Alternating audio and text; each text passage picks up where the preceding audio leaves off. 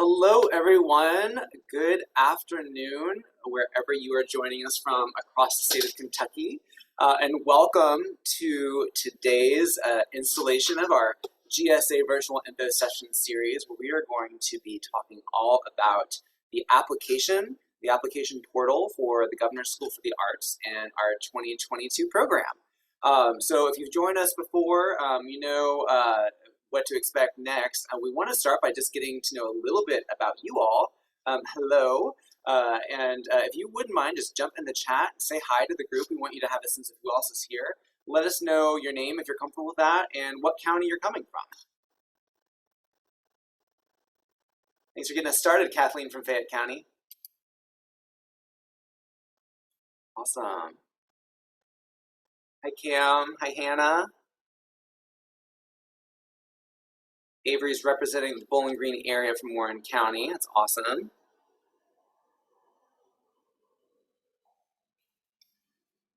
Hey, Oscar.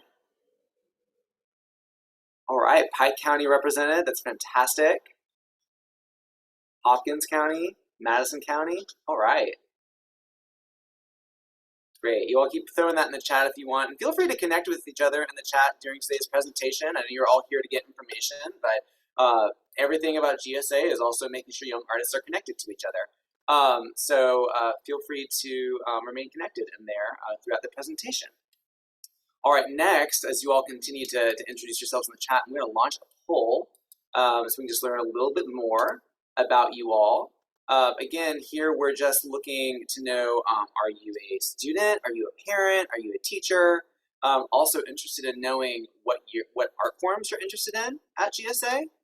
And also whether or not you've had a chance to attend or view one of the recordings of these sessions before this fall, and if you've applied to GSA before. So no right or wrong answers, just getting a sense of who you are, what you're interested in, so as best as possible, we can tailor our presentation to you. I'll give that poll just a few more seconds.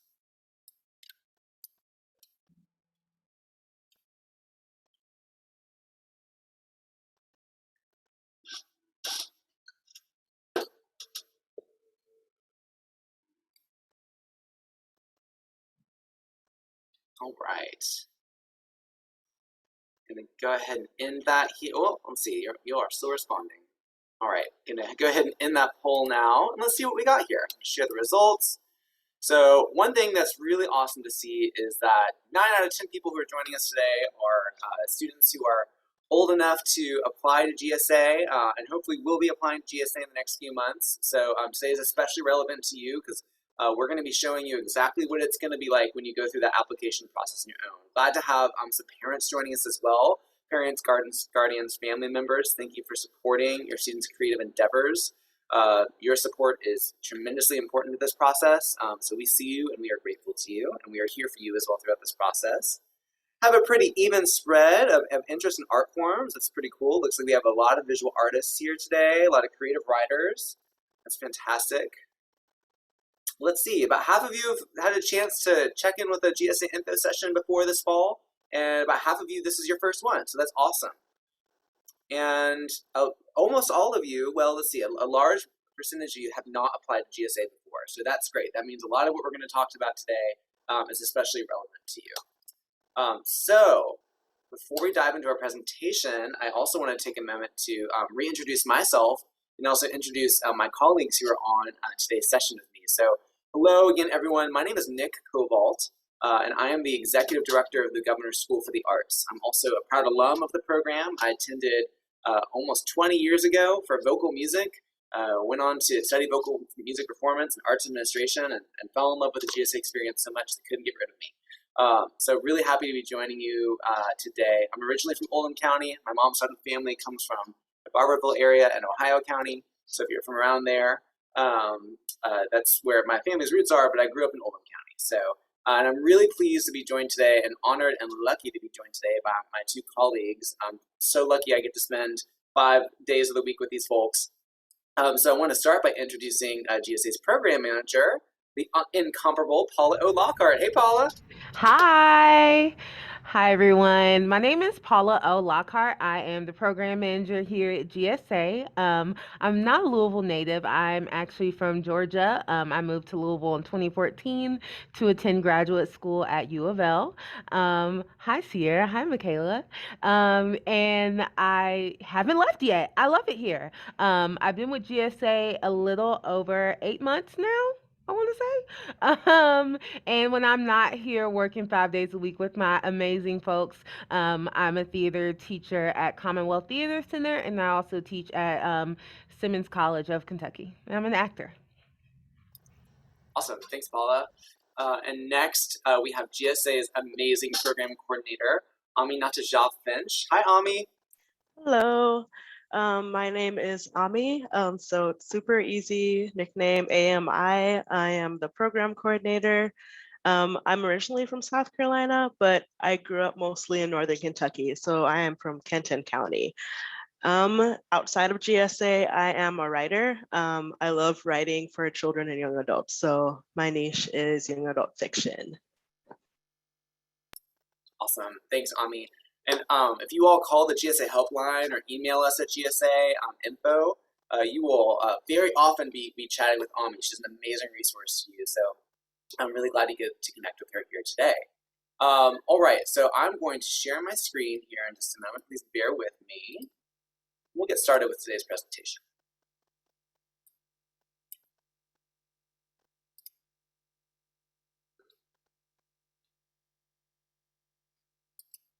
All right. Well, welcome again to today's virtual info session. Let me see if I can get my slide to advance. Hold on. There we go.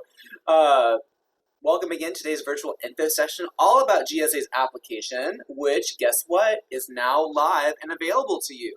So this means after today's walkthrough of the application portal, you can start your GSA application right away. And that's if you haven't already, because we have seen some of you have been there already today, getting your application started nice and early. And let me tell you what, that's one of the best things you can do to make yourself a strong applicant, is to start this process now. So good for you.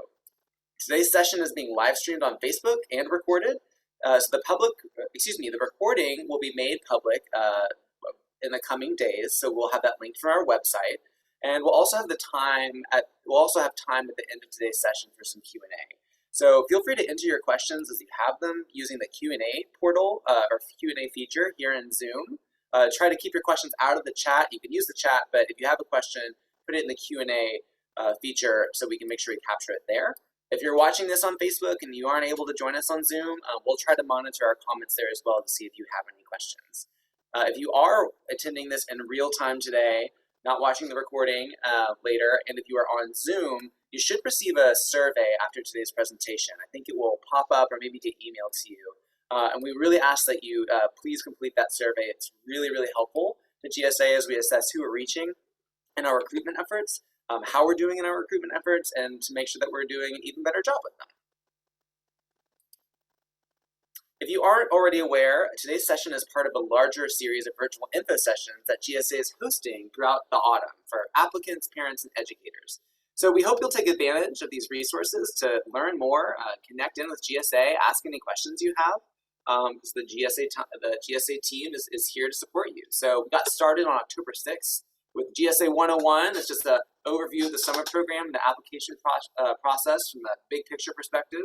On October 13th, we went through applicant guides to review the different parts of this very important documents that you can use to guide yourself throughout the entire application process. Today, November 3rd, you're here, you know what this is about. Throughout the rest of this month, we're going to have art form specific webinars where Paula, Ami, or myself interview and just chat with a faculty member from each art form at GSA to talk a little bit more in detail about the application guidelines for that art form, what we're looking for, what it's like to attend that program, the summer program for that art form. So those are great ways to get a deep dive in and get a direct line into some of the folks who will actually be reviewing your application. So really encourage you to check out those dates listed on our website. The first ones are this Monday, November 8th. On December 1st, we're just going to repeat GSA 101. If you missed it or you just feel like hanging out with Paula, Ami, and me again. And on December 15th, we're just going to be here on Zoom answering any questions you have. But please remember that these webinars are not the only way, and sometimes not the best way, to get your questions answered and to be in contact with us. We really encourage you to give us a call with any questions at the GSA helpline number that you see there on the screen, 502-566-5192. You can also reach us via email at gsainfo@kentuckyperformingarts.org. And we try to keep our applicants and their stakeholders aware of what's going on social media as well. So you can see on Facebook, it's just our program name, the Kentucky Governor's School for the Arts. And our Instagram handle is at KYGSA. So give us a follow, keep up with us. We look forward to seeing you on social media as well. Okay, before we dive into the GSA application portal, especially since about half of you, this is your first session, first virtual info session, I'm just going to very quickly review some big picture facts about GSA. So if you've attended a previous session, hang tight. The next 3 to 5 minutes are going to be review. Although there is actually some new information in here that some of you may have heard us release a couple days ago that we're going to briefly touch on as well. All right, so before we dive into the application portal, let's talk about what is GSA. And put simply, the Governor's School for the Arts is a community of artists that empowers Kentucky's next generation of creative leaders. So we don't just say we're a school. We don't say we're just a fun summer camp. We are a community of artists doing the important work of empowering the next generation of creative leaders. The primary way that we accomplish this, and the reason you're likely watching this video, is GSA's summer program. So the summer program is a 3-week residential program for high school aged artists that takes place on a college campus. Students are immersed in an intense, challenging, but also exhilarating learning environment in one of 9 art forms. And while each student focuses in the one art form that they're attending GSA for, interdisciplinary collaboration is a major component of the program. So that means that students are also going to be exposed to and interact with and even participate in art forms other than their own. Because the artist of the 21st century is an interdisciplinary artist, multidisciplinary artist. We want to embrace that at this program. As I mentioned, GSA has 9 core art forms. So just to briefly review those are architecture and design, creative writing, dance, drama, film and photography, instrumental music, musical theater, visual art, and vocal music. Just a couple notes about some of those. Our dance program curriculum is based in sort of 4 core areas: ballet, modern, choreography, and dances of the African diaspora. Our instrumental music program, we are not an orchestra program or a bands program necessarily. What I mean by that is literally any instrument you can apply to our instrumental music program, and then we choose chamber music or small ensemble music based on the instrumentation that we select. So any instrument you're welcome to apply. And this may be obvious, but musical theater versus vocal music. Musical theater is going to be more your Broadway style of singing. Vocal music is going to be a little bit more classically based, and that's also where our choir program is, the musical theater. Best of all of this is provided at no cost to students. So we do not charge tuition, room or board, or any other fees for attending GSA. And keeping the program tuition free has been an important part of our mission since we were founded in 1987. And we're a partnership between the Commonwealth of Kentucky and also a nonprofit organization called Kentucky Performing Arts, which is based in Louisville but has a statewide mission. You might have formerly known us as the Kentucky Center for the Performing Arts. And here's the new part of this review. While the fact that GSA is tuition free is one of my favorite facts about the program, I am really excited about this next fact that is pretty new and it's pretty amazing news. Friends, we are expanding. Some of you may have seen this announcement go out on Monday, but we are so happy to tell you that starting at the 2022 summer program, GSA will serve twice as many students each year. So this means we're going from our current class size of 256 to a total class size of over 500. So for the past few years, we've accepted 256 students. Now we're accepting over 500. It's an amazing opportunity for you all as applicants and amazing opportunity for us because we're thrilled to work with that many young artists. This expansion is due to supplemental funding that we've received from the Kentucky Department of Education. And that funding is secured for the next 3 summers. So that means we're going to be able to, we anticipate being able to accept those 500-ish students a year through the 2024 summer program. However, we're planning on using those 3 years to fundraise towards supporting that expanded class size well into the future. So like you got a younger sibling that maybe is going to be applying to GSA around 2025, we're really going to do some hard work to make sure that we're able to accept that many students well into the future. Because we know that you as Kentucky's young artists deserve that level of support and recognition. Okay, so there's a lot we don't know about the expansion for next summer. So I'm sure you have some questions. We might not be able to answer all of them right now. For instance, we don't yet know exactly where and when the expanded nature of the program will take place. Some element of it will still take place at our host campus, our current host campus, the University of Kentucky, but we're still really figuring out everything beyond that, including dates. So the one thing I will say is that if you've seen in a previous presentation or some of our materials, dates for GSA 2022, I think those are previously like June 26th to July 16th off the top of my head. Those dates are probably going to change as part of this expansion. So we don't yet know 100% for sure what the dates of GSA 2022 will be because this expansion may have an effect on that. But we're going to let you know as soon as we know, because we know a lot of you have very abundant summers, you're very busy folks. So we will be keeping you updated on that. All right, you all are going to know as much information as we do as soon as we can share it. For those who attend the summer program, the GSA experience does not end there. We have a lifelong commitment to our alumni, supporting them toward a quality and accessible college experience and championing them as creative citizens for decades to come. So GSA alumni receive scholarships to nearly 30 colleges and universities across the country, and a full listing of those scholarships is available on the alumni section of our website. We also have some college fair events, ongoing mentoring and networking. We provide grant funding to alumni. You can see that listed out here, so it's hopefully a lifelong resource. In terms of the types of students we're looking at for GSA, just a quick overview. You must currently be a sophomore or junior in Kentucky to apply. And of course, we're looking for students with artistic skill, but also potential, passion for their art form, people who are collaborative, open-minded, eager to learn, and also a community of artists that represents the many backgrounds and identities of Kentucky.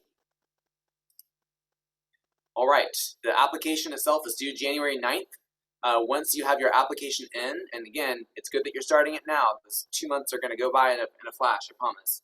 On February 18th, we will announce a certain number of those applicants are moving forward as GSA finalists into a second and final round of auditions and reviews, which will take place on March 18th or 19th. We're still figuring out if those will be in-person or virtual. By April 15th, we'll announce who has been accepted into the summer program and who is on an alternate list. And then what we do know about GSA 2022 is that it will take place sometime in June through July of the summer. So we're really honing in on those 2 months. You don't have to submit your GPA, ACT, or SAT scores at any time. You can apply for up to 2 art forms. And there is an application fee. It's $30 if you're applying for 1 art form. That just goes up by $5 to $35 total if you're applying for 2 art forms. And that is waived if you are on free reduced lunch. And we'll actually review in today's webinar how you get that waived in the application portal for those of you who are on free reduced lunch. And one last piece of advice before we dive into the application portal. You've heard me reference the applicant guide before. That's a very important document to help guide you in this process. So please read the applicant guide. There's one for each art form. So look at the one for your art forms of interest. And that's going to provide you with an overview of coursework at the summer program, guidelines for what you need to submit in your initial application, what the final round looks like, the criteria that you're being scored on, and the tips for applicants in your art form. And again, we had a whole webinar just about this on October 13th. If you haven't checked out that recording, I strongly encourage you to do so. So that brings me to the end of our review, and it's time to start looking at the application portal. So bear with me for just a moment while I get my windows set up here, and we'll take a look at what it's like to complete a GSA application.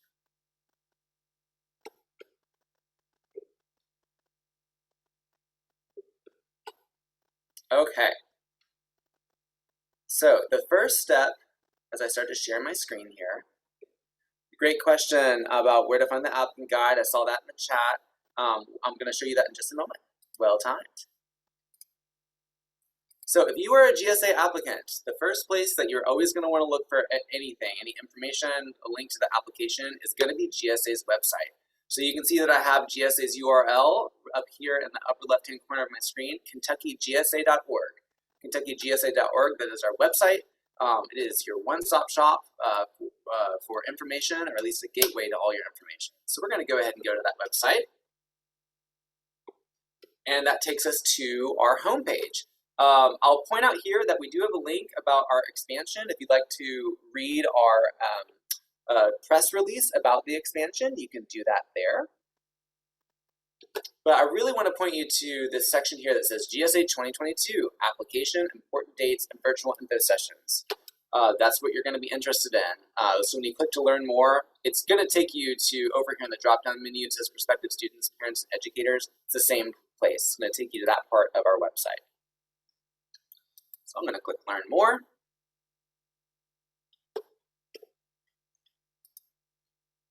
And Paula and Ami, I'm getting a notification from Zoom that my audio is a little low quality, so please do chime in if you're having trouble hearing me.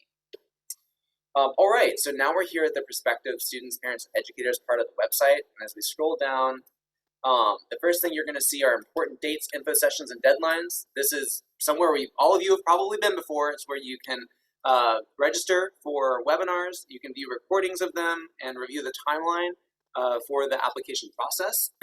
Here is the applicant guide section. If you click on this, it will take you to the applicant guides for each ARC form. So that's where you find that. Thanks for asking that question. And then below that, the GSA 2022 application. So this is how you get to the application itself. Then you're going to click apply for GSA 2022. Now this is actually going to take you outside of our website. This is going to take you to a portal called Accepted. You see that in the upper left-hand corner there. It's the word accepted without the final E. And Accepted is the external platform that we use for our GSA applications. So it kind of almost looks like a Facebook business page. You'll see there's some information here just about your application, most of which we have already reviewed today. But you're going to see that it says select your ARC form from the drop-down menu to the left. You can see that's right here. It's a little small, but I'm going to click that drop-down menu. And from here, I'm going to select which ARC form I want to apply for. One note, for instrumental music, you will actually select a application ARC form based on the instrument that you are playing. So that's going to be either brass, guitar, percussion, piano, strings, or woodwinds. If you play an instrument that you feel does not clearly fall into one of those categories, just reach out to us and we'll help you figure out which one you need to apply for. So I'm going to go ahead and click on creative writing, let's say, and I'm going to click on apply to creative writing. And then it's going to ask me to either log in with my existing account or to create an account. So I have an accepted account, which is why it's asking me to log in. For those of you who have not applied to GSA before, you may not have an accepted account. So at that point, it will prompt you to go ahead and set up your account. So I'm going to briefly show us what that looks like.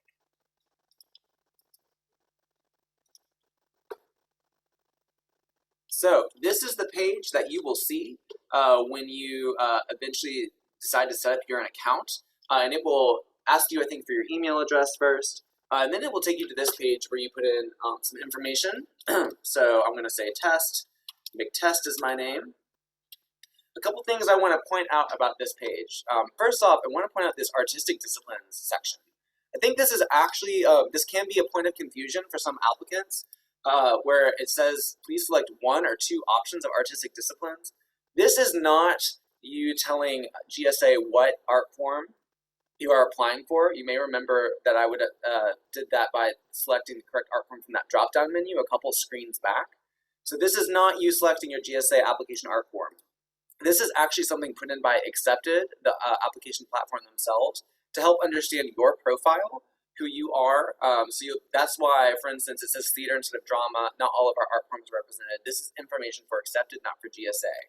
Because what you can do is select theater, and then if you want, down here you can say enable my Accepted profile. There's a hyperlink there that can tell you more about what that means. But essentially that means that other organizations using Accepted could reach out to you knowing that you are a high school theater student, and maybe they have a summer program for high school theater students, and they could reach out to you through Accepted.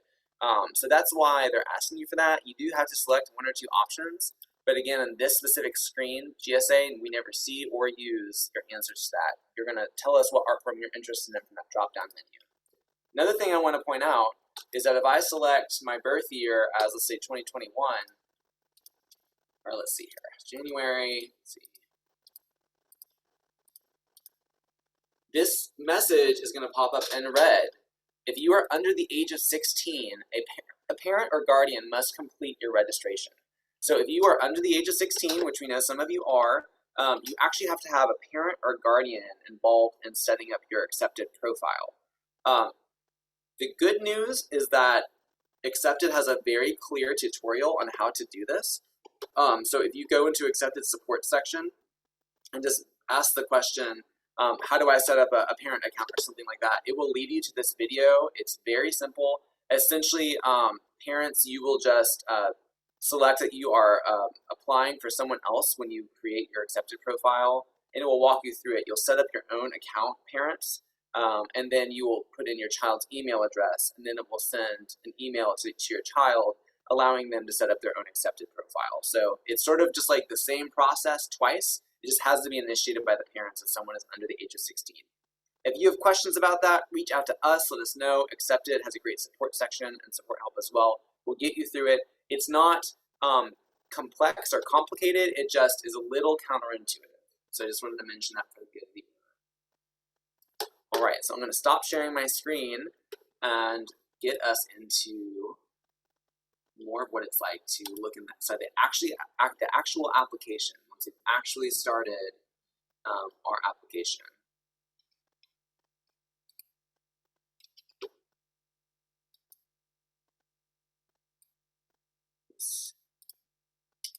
All right, one of the first things that's going to pop up is this screen. It says Program Eligibility Requirements. This is very simple. This is just you saying, I am a resident of Kentucky, I am a sophomore or junior, and also that you understand that we are not asking for your GPA, SAT, or ACT scores. And then it's going to move us into an application. So I'm going to pop out of this one and stop sharing my screen for just a moment and get a test application open for us. So bear with me for just a moment. We're going to be using Creative Writing's application today as our test application. The reason that we're doing that is because it has the fewest amount of uploads, so it's going to get us through the example quickest. However, it's going to be very, very helpful for any art form to take a look at this. There's a lot of commonalities in what it's like to fill out the application, so just wanted to mention that. We go to the order. If something's going to be different for a different art form, I'll make sure to mention that. Bear with me for just a moment. It just takes a second to set up on my end. Maybe someone can tell a joke in the chat. Let's see here. Okay, can everyone tell me their favorite color in the chat and why it's your favorite color?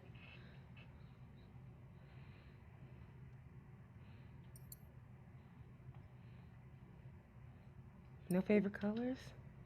Yellow, cheerful, green, baby blue is soothing, pink, red.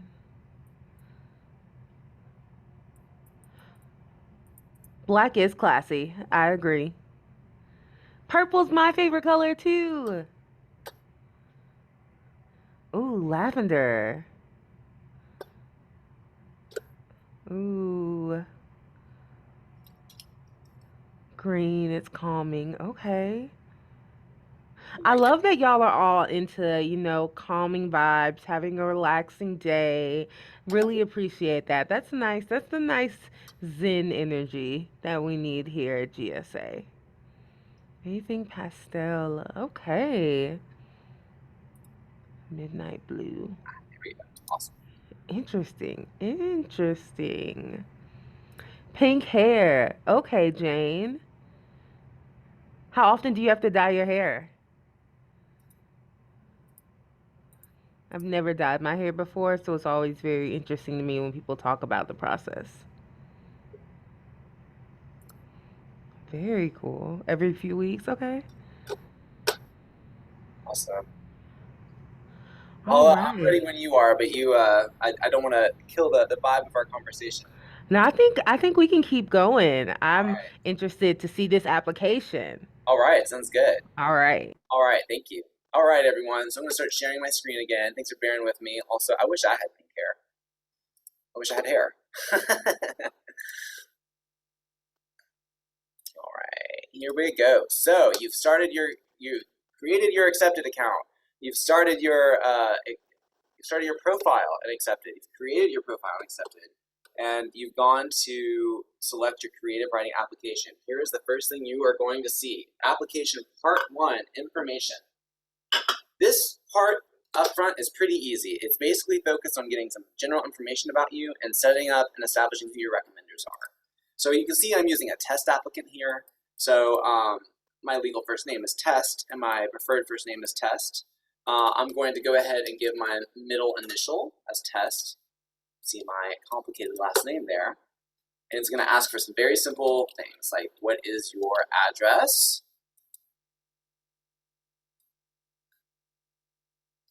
My phone number, and my email address. So this is going to be the email address that you want to get notifications sent to you from acceptance. So make sure that is correct. And you are, throughout this process, going to be getting email pretty often. So if you are someone who has an email account but doesn't check it, for the next 2 months, and beyond, as you continue through the GSA application process, really encourage you to get into a habit of checking your email. Then down here, we're going to ask you this question of, do you give GSA permission to share your contact information with colleges and universities? The reason that we ask that is colleges and universities are interested in recruiting you just by sheer nature of you applying to GSA. And why is that? Is because you are a high schooler that is showing ambition, showing that you want to advance your interests in your education and the arts. And just by nature of that alone, whether or not you attend GSA, that really catches the ear and the eyes of some universities. So we will hear from schools sometimes saying, hey, can we get in touch with these students that you heard from in the application process? And if you give us permission, we'll share your name and your contact information with them so that they can recruit you as well. So if you are gung-ho on hearing from any colleges that are interested in recruiting young artists, maybe consider clicking yes. But if you're not interested in that, click no. We don't hold it against you either way. This question does not affect your GSA application. We just want to make sure we're connecting you to resources if we can. I'm going to go ahead and say yes. On the left-hand side here, I just want to point out you can click the Save Draft button at any time to save where you are in your progress, and it's going to show you the time at which you last saved that. I'm in the Eastern time zone right now. So you can save your work, log out, and come back to this. So this is an application that you can work on gradually, which means you have even more reason to start your application soon. So let's see, I've answered all the questions on this page, so I'm going to click the Continue button. You can see on the left-hand side here, it's taking me through the progression of what I have to complete. Now it's asking me to identify my 2 recommenders. So we talk a lot about the recommendation process in the applicant guide webinar. I encourage you to check that out. All you are providing here is the email address. Shouldn't talk and type at the same time. The email address for both of your recommenders. Okay, so you have 2 recommenders that you identify. It's great if they know you as an artist. It's okay if they don't.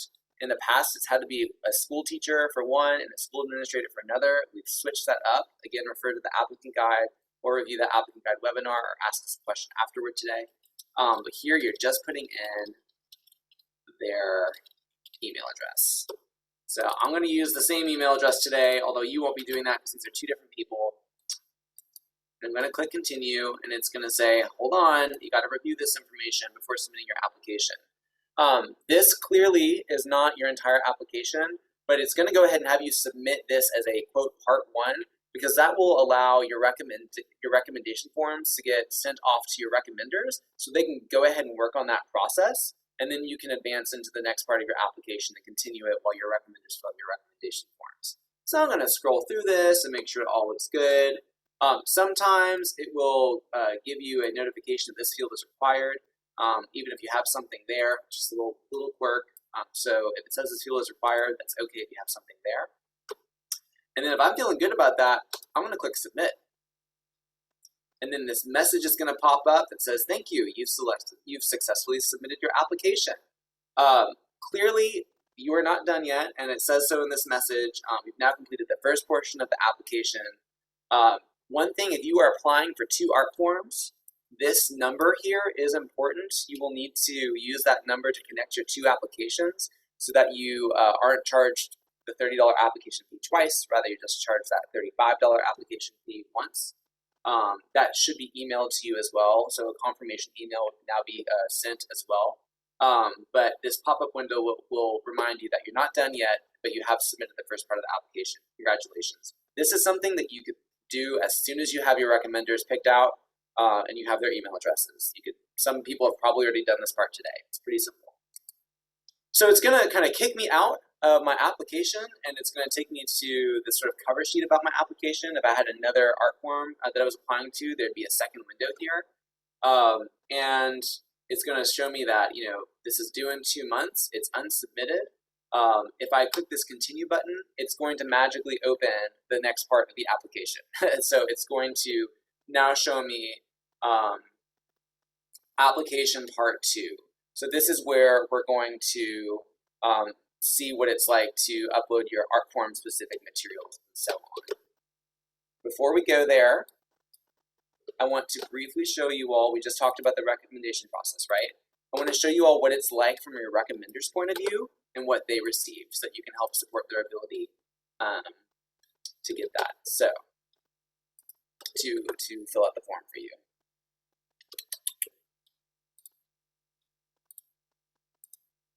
All right, so you just entered your recommender's email addresses. They will receive an email that looks like this. It will say documentation request for your name for the Kentucky Governor's School for the Arts and the subject line. And it's just going to let them know that you have identified them as a recommender. Hopefully you've already told them that. We highly encourage you to check in with your recommenders before you put them here in the application. And then they will click the submit documentation. So again, what you're looking at right now is not something that you as an applicant will see, it's what your recommender will see. But we just want you to know what the whole process looks like, so that's why we're showing it to you. And then this is the recommendation form that they'll fill out. So they're simply going to tell us their role or relationship to you. So they were your piano teacher, your math teacher, your youth minister. They put that here. They're going to certify that they're not a family member and that this is honest feedback. And then they're going to provide feedback on you in a few different areas. So technical skill in art form and craft, passion for art form and craft, ability to problem solve and make creative decisions, ability to take and respond to feedback or criticism, ability to work in a group, making contributions but also listening to others, ability to explore new lessons or work outside of your comfort zone, exhibits respect and tolerance for others, ability to stay on task, focus, or concentrate, ability to hold themselves accountable to commitments, how reliable or dependable are they, and then any feedback on extracurricular or community service involvement. If somebody is not aware of your abilities in any of these areas, it's okay. It's okay. They can just let us know that that's unknown. You'll see that this drop-down menu is on a number scale, but we don't score these based on numbers. So don't worry, an unknown is not going to bring down some average and have a negative effect on your application. Although again, we encourage you to select recommenders who know you and as comprehensively as possible, so they can speak to all these areas. And the reason that we ask for these areas is because these are traits of a strong GSA student very often. But we know that no one's perfect. So all the time we accept people who don't just have outstandings in all of these.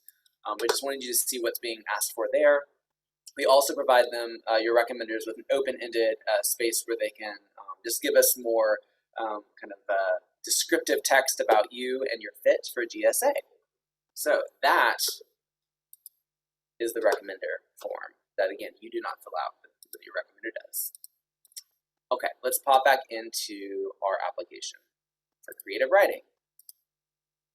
So as you might recall, we've now moved into application part 2.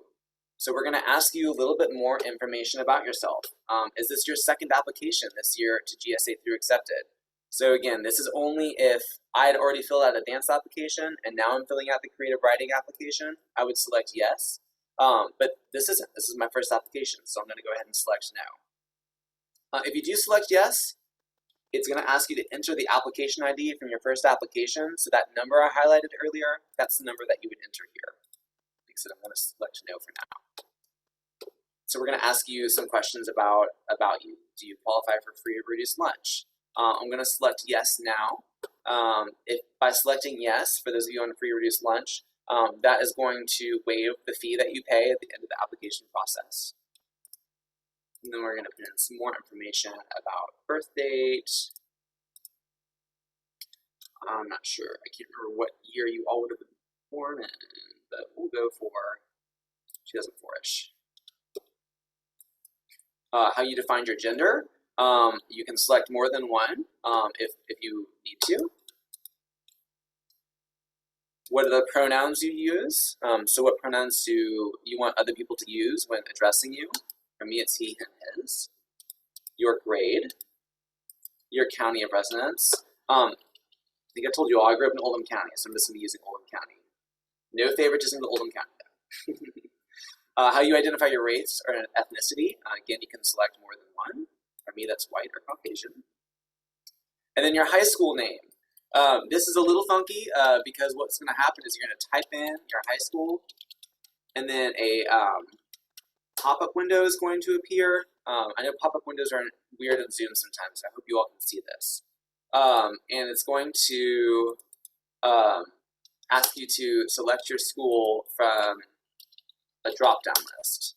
So you can see that because I typed in Oldham here, it pulled up the four public high schools or four high schools rather, not necessarily public, that are registered in the United States with the name Oldham in them. So I went to Oldham County High School. I'm going to double check that that city and that state is right because you can see there's an Oldham school in South Dakota. So I'm going to click my high school, and then it's going to fill it in that box. If you are homeschooled or if for some reason your school is not listed, there is a link down here that you can click that says no school listed. So you can click that, and then it's just going to ask you to manually enter the name of your high school. So I go to Test High School. How'd you first hear about GSA? Just let us know so we can keep that in mind for recruitment efforts. Have you attended or viewed a recording of a virtual info session? Of course you had.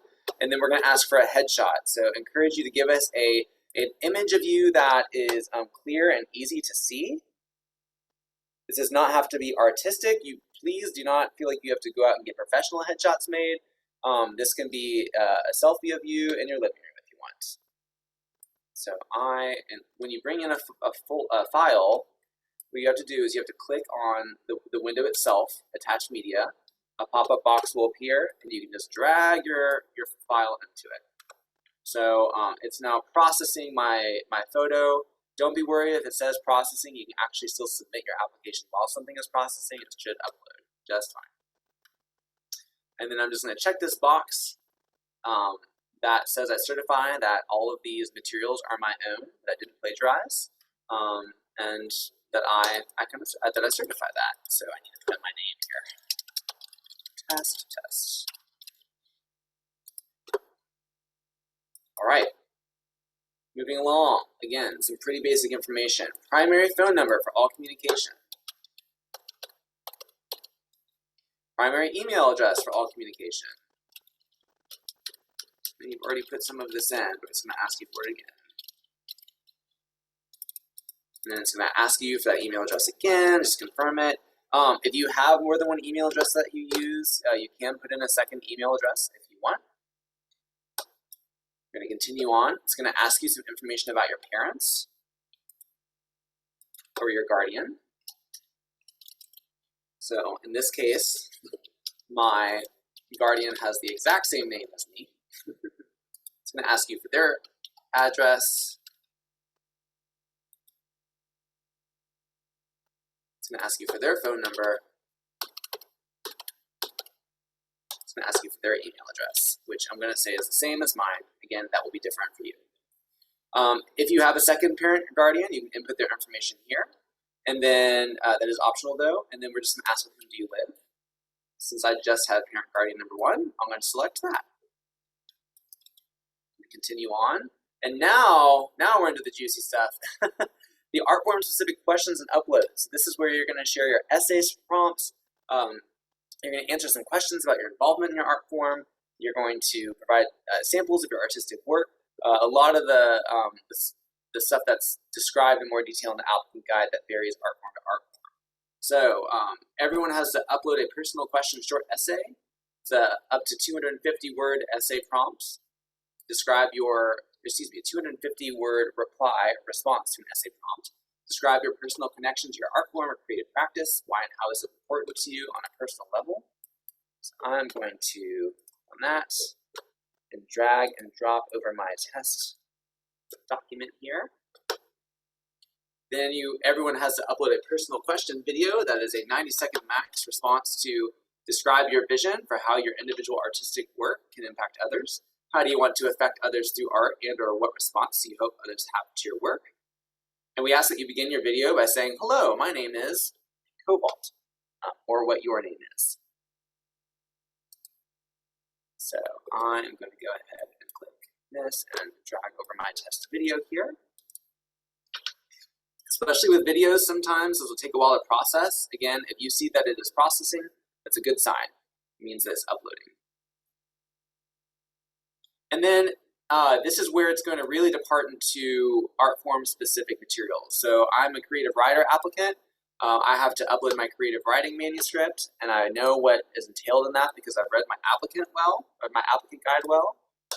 Click on this, drag over my test manuscript. And then every art form is going to have a few questions. A lot of these are going to be about your access level to training in your art form. Again, just want to emphasize that there are no right or wrong questions.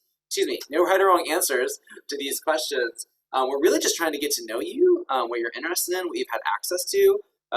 We're not trying to weed out people who have had a lot of access to arts training. We're not trying to weed out people who haven't had any access to arts training. We're just trying to understand the context of your materials and who's helped you put them together. So here, I'm going to answer what forms of writing did you include in your manuscript. I'm going to say prose. Is there a creative writing program at your school? I'm going to say no. And then sometimes we're just going to ask you questions to get to know you a little bit better. So who is your favorite author? I am going to say GSA's mascot, Smorg. What is your favorite book and why? I'm going to say The Life of Smorg. What are you currently reading? We're going to say Smorg, the next chapter. I'm sure you all are like, what is this Smorg character? GSA's unofficial mascot. I might show them to you later in the webinar. Art has the power to disrupt our preconceptions, shape public discourse, and imagine new ways of being in the world. What are the ideas you'd like to explore in your work? Really awesome question, right? And you have, again, until you submit your application to formulate your answer. I'm just going to go put in the test for now. And in no more than 10 words, why write? So another cool prompt. Again, those questions are going to be a little bit different for each art form. So you can go ahead and log into your application now to see what those questions are for your art form. I'm going to submit. This is my last chance to review everything. I've submitted everything as part of the application, part 2. It looks like it's going to take a second here to show me what all my answers are. It should preview your answers here. I think that it may just be taking a while to upload, but this is your chance to re-review things. Check your videos once they're uploaded. Make sure that you can hear the sound in them, that they're not rotated incorrectly. It's another reason to not wait until the last minute to submit your application. Build in time for you to double check everything. And I think because I'm in a test application, it's going to say you do not own application. That will not pop up for you. But once I have completed all of my information here, I'll be able to click this submit button. For those of you not in free reduced lunch, it's going to say pay and submit. And so at that point in the process, the final step in submitting your application, it will ask for your payment information. It looks like it's being a little testy with me right now. I think just because I'm in this test application. So can't show that to you in this moment, but it's pretty straightforward, pretty self-explanatory. And that's it. You can always come back to your applications tab here to check on your progress of your applications. That will tell you what shape your applications are in. So with that, I think that is all I wanted to show us about walking through the application, and I think it'd be a great time for us to start answering some questions. And I don't know if Paul and Ami are able to join me in facilitating these, or if you all are. Gotcha. Okay, awesome. Thank you, Paula. Okay, so one question about recommendations. Do they have to be from a school administrator or a teacher? I think that's something that Nick covered amazingly. We want recommendations from the people that know you best. In the past, we have had excuse me, my screen is doing something weird. Can y'all hear me? Yes. Okay, good. In the past, we have had it where one of the people recommending you has to be a school administrator, but not anymore. Also, this information is readily available in your applicant guide as well, in case you want to review that before you go ahead and start putting your application in. Cool. If you are applying in 2 areas, you need a total of 4 people to give recommendations to, or the same 2 people. That is an excellent question. You can ask the same 2 people to be your recommenders. Just make sure they know which programs you're applying for, so that they're not caught off guard.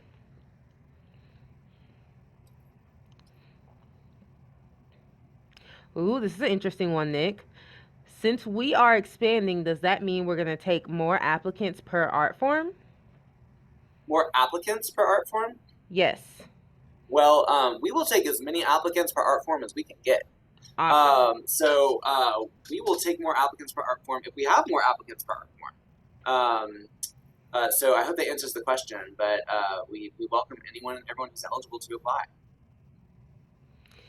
If you are transgender but your parents are not aware, what should we put on the application for gender? That's a great question. Especially if you're under, and thank you for asking it, especially if you're under the age of 16 and your parents are setting up your application, I think they do have access to it. I would say across the board, put information in there that you're comfortable with sharing, even if that means it's a gender identity that you're not comfortable sharing, so you want to put something else in. And what I would recommend to that person is if you want, you can reach out to us at GSA and share any additional information about yourself that you feel like we should know beyond your application. One thing I will say is that if you were ultimately accepted into the program, we're going to ask you for all of this information again.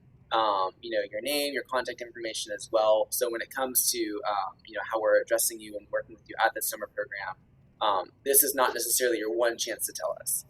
So if there's something in your application that is that you need some follow-up context to communicate to us about, just reach out via email or phone. Awesome.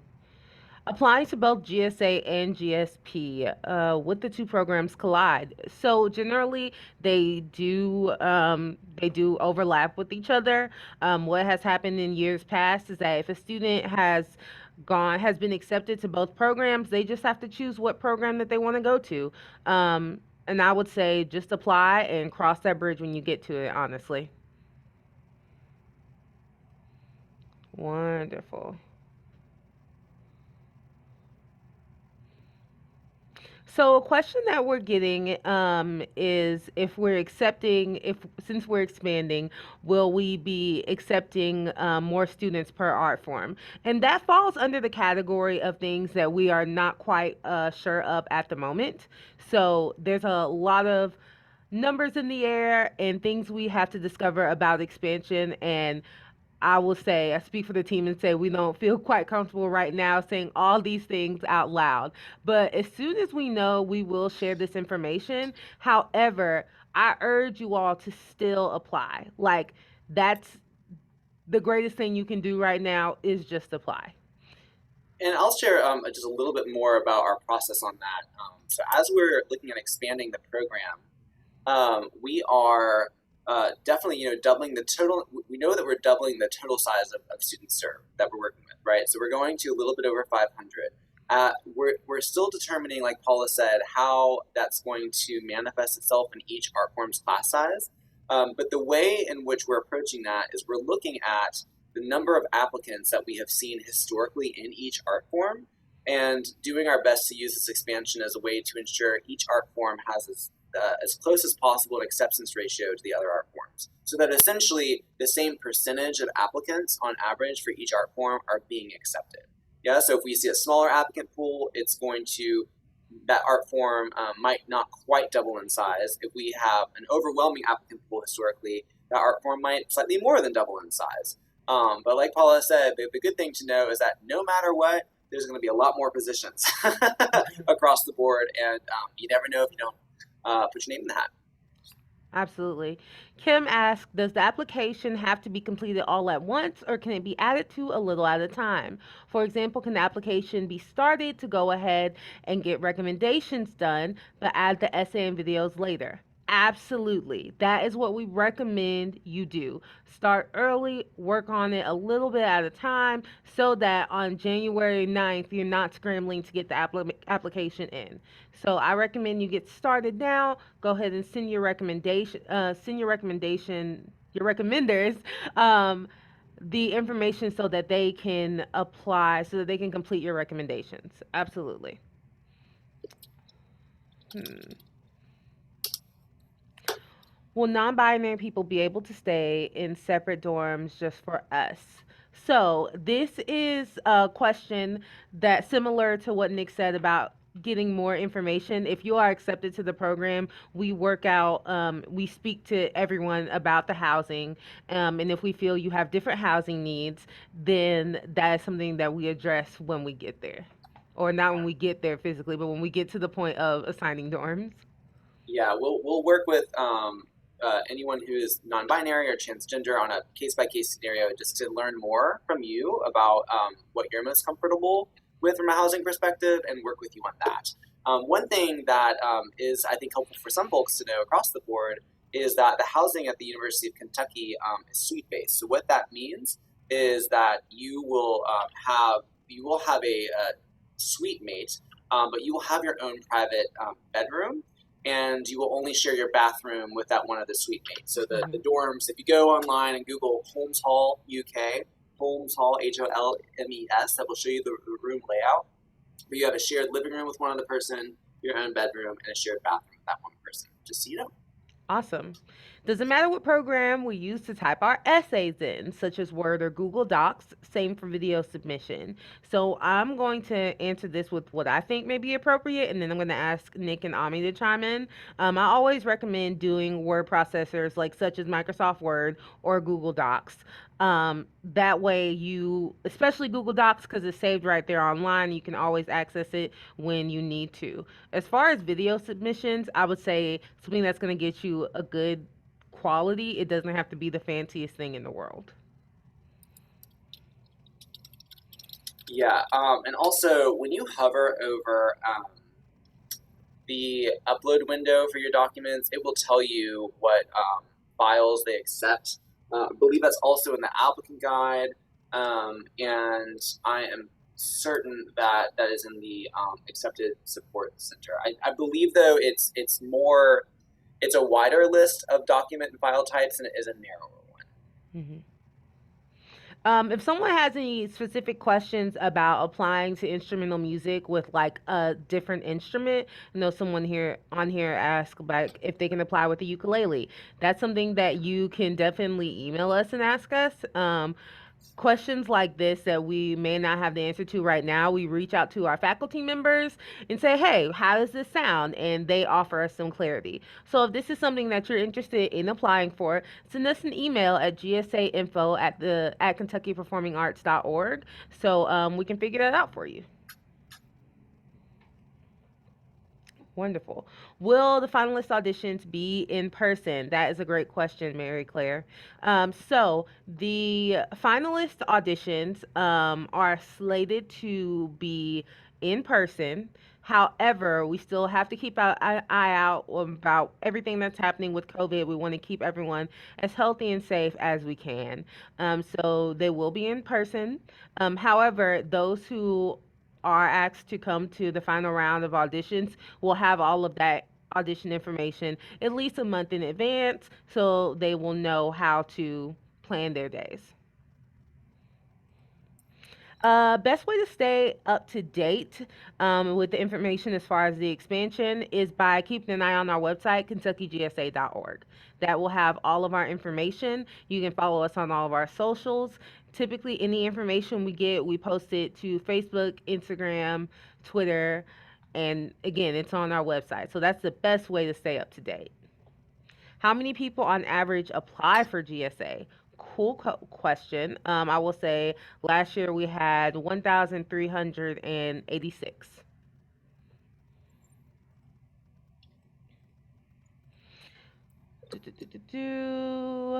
When applying to instrumental music, can you audition on multiple instruments? You can audition on multiple instruments. However, that reads as you applying for GSA twice. So if you are applying for instrumental music for a violin and a guitar, those are your two GSA applications. You wouldn't be able to then apply for like architecture and design on top of that because that will be three applications. Something I will add on to that as well is sometimes we hear from folks who, let's say, play the B flat clarinet and the bass clarinet, or the alto sax and the baritone sax. They say, should I apply to GSA for both types of clarinet, and that be my two instruments? And I think there are some other programs like maybe Allstate where those are two different auditions. I will say if it is the same type of instrument, like two different types of clarinet, we're probably going to want to just see you audition on one of those clarinets instead of both of them, and free you up for a second application if you want. If you have questions about that, like Paula said, email us. Those types of specific questions are really good ones that deserve more of a nuanced, individualized response. But you can, like Paula said, you can apply for two different instruments. But if it's something like two different types of the same instrument, like you would have with sax or with clarinet, we probably don't need to see both of those from you. Awesome. Is there a place on the site that lists activities that will happen for each art form?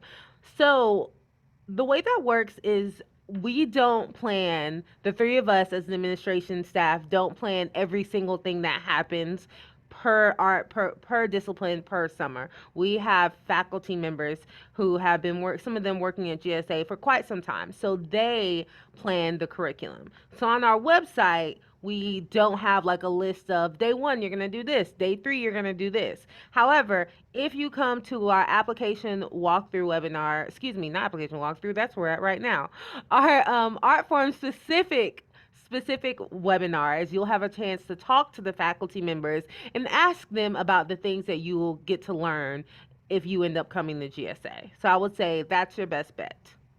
And also, the first section of the applicant guide is a brief paragraph overviewing the curriculum of the summer program. So might be a little bit of information to help inform you on that as well.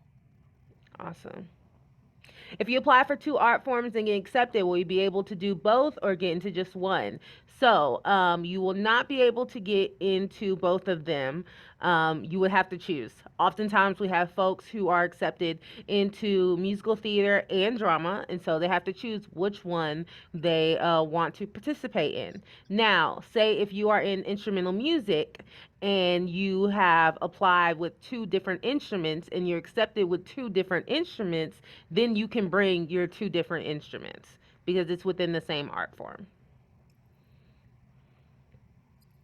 Paula, I'll give you a brief speaking break and chime in with answers to a couple questions that I see got put in the chat instead of the Q&A feature. Awesome. So briefly, somebody said, I thought the essay was replaced with a 3-minute video, at least for visual arts. I'm not certain about that. That does not ring a bell for me. I think what you might be thinking about, maybe, this is a reach, is maybe that there's now a required 3D piece for visual art. So that may be where the number 3 is coming from. I believe it's a 3D piece made from recycled or found materials. So no stress if you've never created a 3D piece before. We developed these guidelines with that in mind. But if there's something you're seeing somewhere about the essay being replaced with a 3-minute video, that might be incorrect information. So reach out to us, and we'll make sure that we've got that updated. Also, I can't remember if you replied to this or not, Paula, forgive me if you did, but can I submit the same essay and personal video for 2 different art form applications? Yes, you can submit the same essay and video if you feel like that's the strongest choice for, let's say, a creative writing and a dance application. But you're also welcome to submit separate essays and videos as well. A little behind the curtain peek at our process is each art form has a different team of people reviewing the applications for that art form. So if you submit a creative writing and a dance application, the dance people are never going to see your creative writing application and vice versa. I do encourage you to think about tailoring your responses to your that specific art form.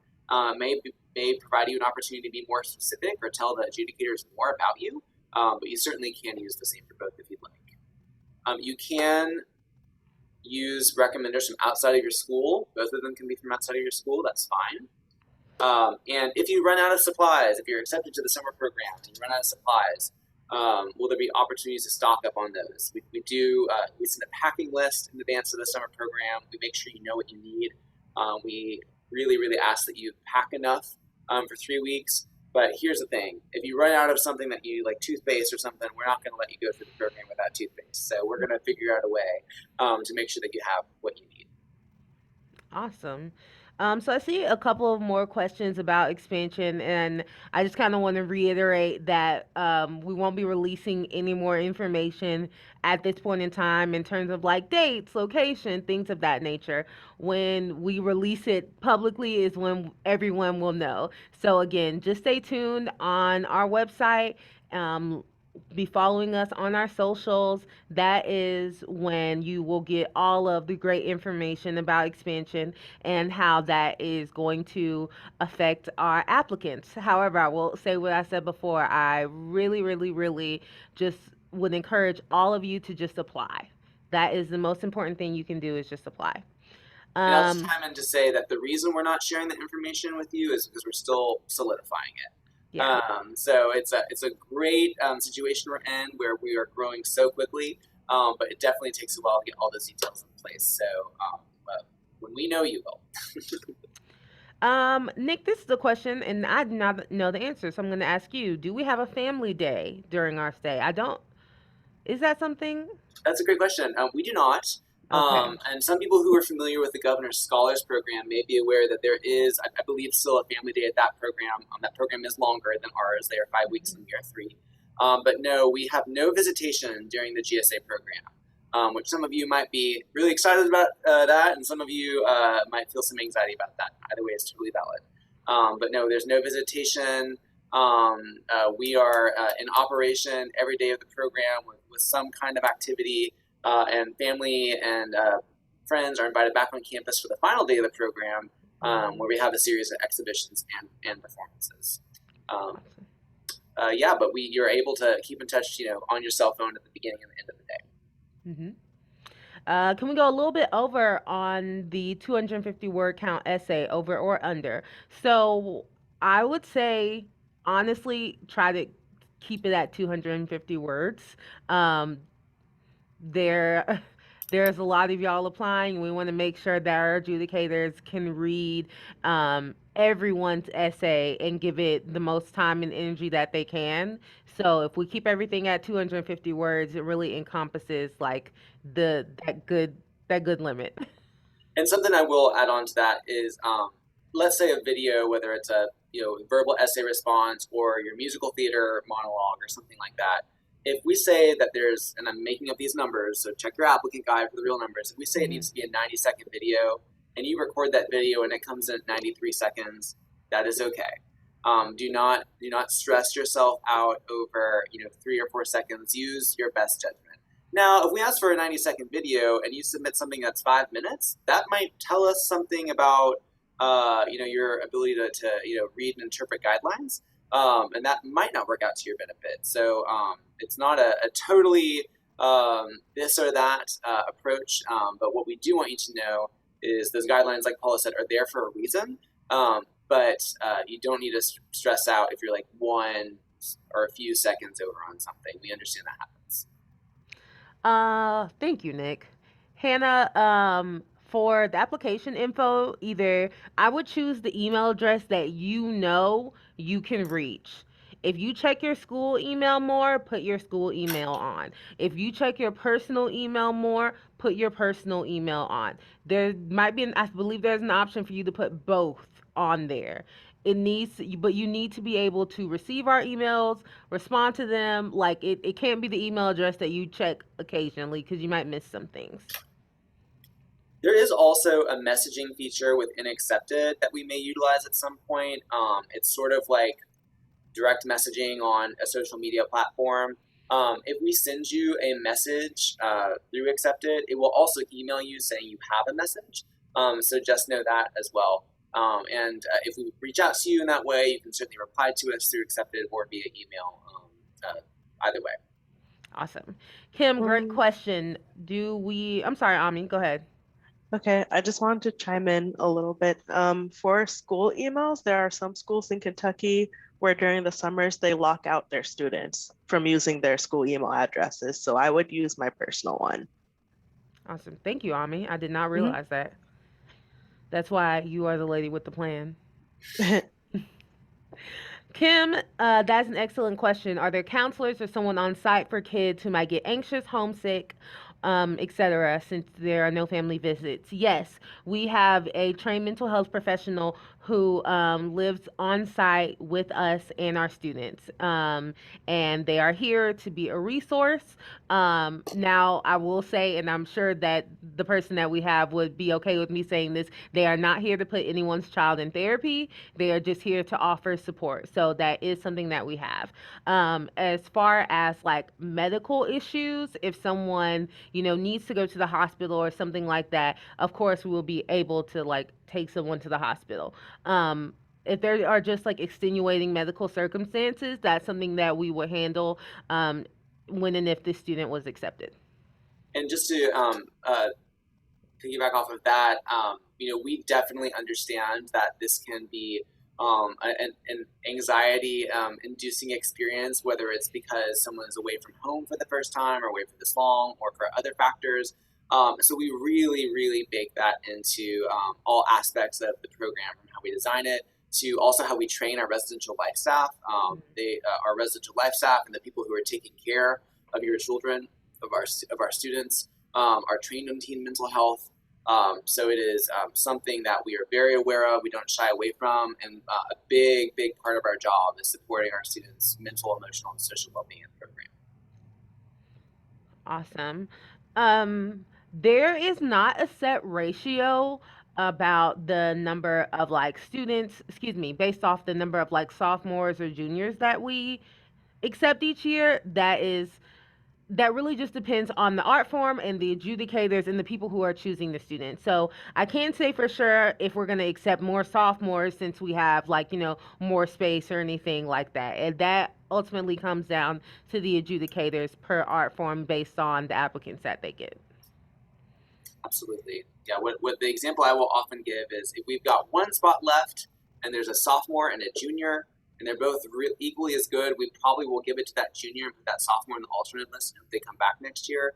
But we do, like Paula said, we do not inherently value one grade over the other necessarily. I see a couple questions about just advice on crafting videos or essay responses. Those are great questions to also bring to our art form specific webinars. Mm-hmm. But I think in the years that I've spent talking to our faculty and the people who review these the applications rather, something I hear very often is one, just be yourself.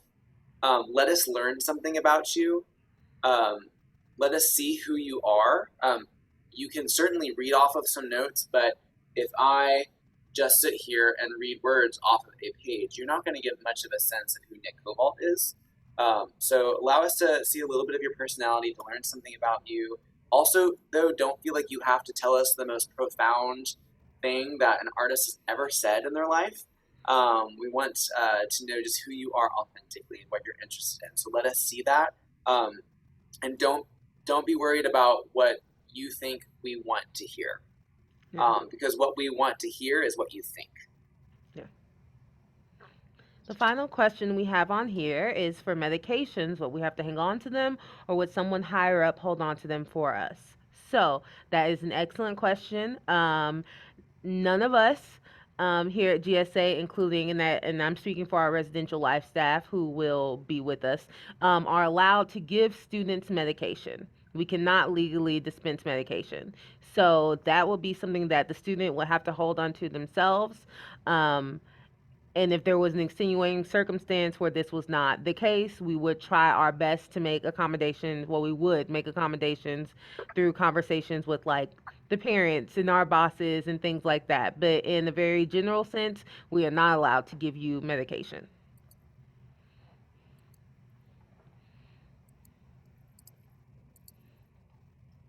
Alrighty. Any final questions before we hop off here for the night? As you all potentially consider if you have any more questions, I just want to emphasize we are so excited to see your applications.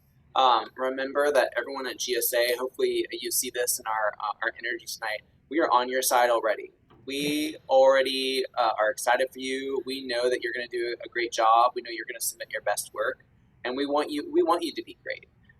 So we are not sitting over here excited to like judge your work or tear it down.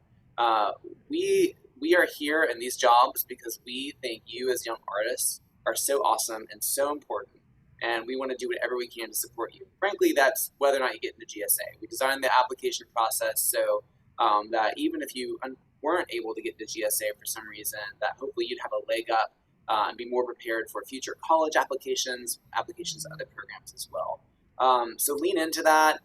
Just put yourself out there. We really encourage you to let us know how we can help you. Again, we're here to support you through this process. You're not alone. And just thanks for being an artist. It's amazing all that you bring to the world as a creative person. So we really celebrate that. Awesome.